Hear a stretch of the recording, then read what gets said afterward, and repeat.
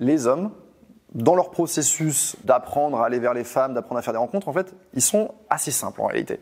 On se dit toujours oui, les hommes sont compliqués, etc. Mais en fait, si tu regardes comment ils se construisent, du point de vue des rencontres, ils sont assez simples. Qu'est-ce qui se passe ? Un homme, il va dehors, il va dans la vie, je sais pas, dès sa puberté, je sais pas, quand il a 14, 15, 16, 17, tu vois. Donc, il va aller vers les nanas et il va voir, ok, qu'est-ce qui marche pas. Sachant que, quand ça marche pas, je me fais rejeter. Le rejet, c'est pas agréable. Je vais chercher à éviter le déplaisir. Donc, je vais plutôt favoriser les choses que je dis ou que je fais qui ne provoquent pas de rejet.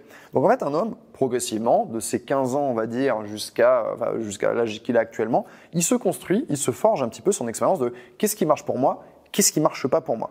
Et chaque homme va avoir un petit peu des expériences différentes, bien que tu peux retrouver des comportements chez plein de mecs que tu vas fréquenter. Très bien. Eh bien, dans ces explorations et ces tentatives, il y a parfois des mecs qui vont se dire, tiens, c'est marrant, quand je raconte cette histoire où j'étais pas au mieux, ou par exemple, je sais pas, tiens, je vais vous donner un exemple perso. Moi, je me suis fait renverser par une voiture et je suis tombé dans le coma. Et je me suis rendu compte qu'en racontant cette histoire, forcément en face, j'avais beaucoup plus d'écoute et j'avais une réaction émotionnelle. D'une femme qui me dit « Ah, mais oui, mais sérieux, mais alors attends, et t'étais avec une nana, mais attends, elle a dû être trop inquiète, et qu'est-ce qui s'est passé ?» Et j'ai senti, tiens, c'est marrant, quand je raconte ça, il y a beaucoup plus d'investissement émotionnel que quand je raconte que mon chat s'est coincé la queue dans la porte. Donc là, ça c'est une observation que moi je fais, mais imagine, on remet ça à l'échelle de tous les mecs, ils se disent « Tiens, c'est marrant, quand je raconte une histoire qui suscite de l'empathie, ça joue dans mon sens. » Donc en fait, fatalement, cet homme-là, du coup, qu'est-ce qu'il va faire ? De façon purement intuitive, en fait, sans y penser, je pense même pas qu'il y a de la malveillance là-dedans, c'est qu'en fait, son esprit va surligner les choses qui vont plus vers des bonnes réactions que les choses qui vont vers du rejet. Il aura tendance à répéter cette histoire. Il la répète une fois, deux fois, trois fois, quatre fois. L'histoire, elle s'enrichit, elle devient plus intéressante et les réactions émotionnelles en face sont encore plus grandes. Un peu comme un humoriste qui répète une blague et qui la travaille, qui la cisèle. En fait, de manière un petit peu plus grossière, le mec, il se fait un peu cette expérience-là, de ce qu'il raconte, de ce qui marche, etc. Et au bout d'un moment, en fait, tu te retrouves avec des choses qui sont racontées de façon, en fait, qui vont provoquer beaucoup d'émotions chez quelqu'un, mais le fait de raconter ça, ça part pas d'un endroit très sincère. Ça part d'un endroit, on va dire, voilà, ce que j'ai l'habitude de raconter et ce qui marche bien pour moi, donc qui devient un truc dans lequel je suis à l'aise. Il faut toujours présumer que tout ce qu'on te raconte en rendez-vous, un mec que tu rencontres, premier rendez-vous que tu fais avec lui, il va te raconter, je sais pas, 10 histoires ou 10 anecdotes. Part du principe que ces anecdotes-là, elles ont été plus ou moins choisies, plus ou moins sélectionnées de manière intuitive et qu'il te raconte les choses qu'il est à l'aise de partager et avec lesquelles il a eu du succès.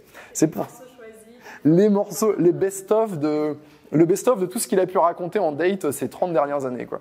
C'est pareil pour globalement les êtres humains en général, j'ai envie de dire. C'est-à-dire que maintenant que je vous dis ça, il faut se réapproprier ça et se dire tiens, moi est-ce que je raconte ça ? Tiens, depuis quand je raconte ça ? Pourquoi je raconte ça ? Je suis un peu troublée. Si tu veux, c'est pas mal. En fait, en vrai, c'est pour ça que j'ai tenu à le dire tout à l'heure. C'est humain, en fait. C'est humain, c'est pas malveillant. C'est-à-dire que c'est presque notre esprit qui nous fait nous comporter comme ça, en fait. Tu peux pas empêcher quelqu'un, tu vois, quelqu'un qui raconte des histoires pour faire rire ses potes, tu pourras pas empêcher cette personne, à un moment donné, d'optimiser ses histoires dans la façon de les raconter pour qu'elle fasse encore plus rire ses potes, quoi. On le fait tous à plus ou moins grande échelle. Après, c'est vrai que là où ça devient questionnable, c'est ok, ce mec-là, s'il fait 20 dates par semaine et qu'il raconte 20 fois la même chose, c'est pour ça que je vous dis, il faut ok, c'est intéressant le côté conversation, mais il faut vraiment aussi regarder les actions du mec à côté. Et moi, je mets toujours les deux en parallèle. C'est ok, il y a ce qu'il me raconte, mais comment il se comporte.